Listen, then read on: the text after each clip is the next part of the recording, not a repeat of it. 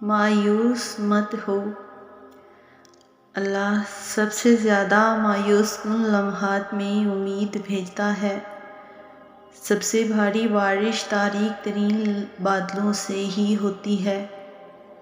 سچ سچ بتانا، حالات ہی اتنے کمپلیکیٹڈ ہو گئے ہیں نا کہ دل کی بے چینی کو قرار ہی نہیں آتا۔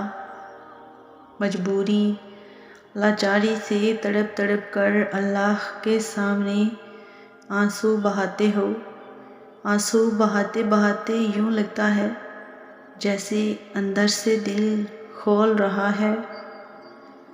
جب زندگی بکھرنے لگے، جب آنکھوں سے آنسو ٹپکنے لگیں، جب حوصلے ٹوٹنے لگیں، جب خاموشیاں بیاں سے باہر ہونے لگیں اور جب دل دکھ سے بھرنے لگے، تب ذرا سا رکیں، تب ذرا سا رک کر سوچیں، ہاں کوئی نہیں مگر رب تو ہے نا پاس، اور مجھے اللہ ہی کافی ہے۔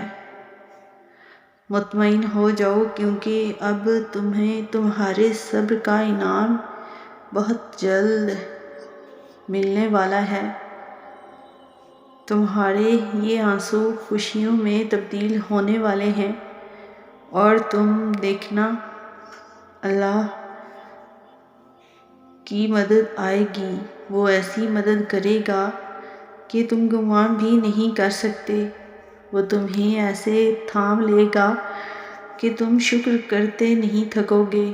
وہ تم پر اپنا ایسا فضل کرے گا کہ تم سر بسجود ہو جاؤ گے۔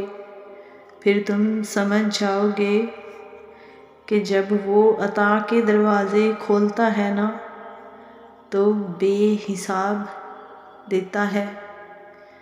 اس کے ایک حکم سے ناممکن ممکن بن جاتا ہے، اور جسے وہ بلند کرے اسے بھلا کون پست کر سکتا ہے۔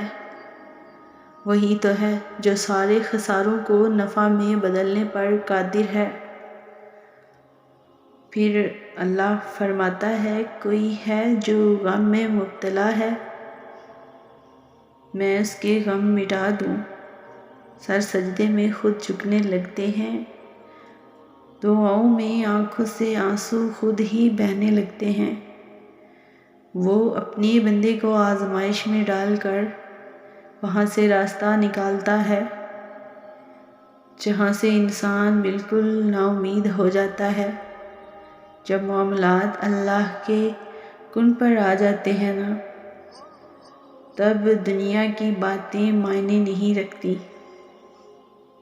ہر کوئی اللہ کا پیارا نہیں ہوتا۔ پھر تم مانگتے مانگتے اس راستے پر چل پڑتے ہو جس کے آخر پر وہ تمہارا منتظر ہوتا ہے۔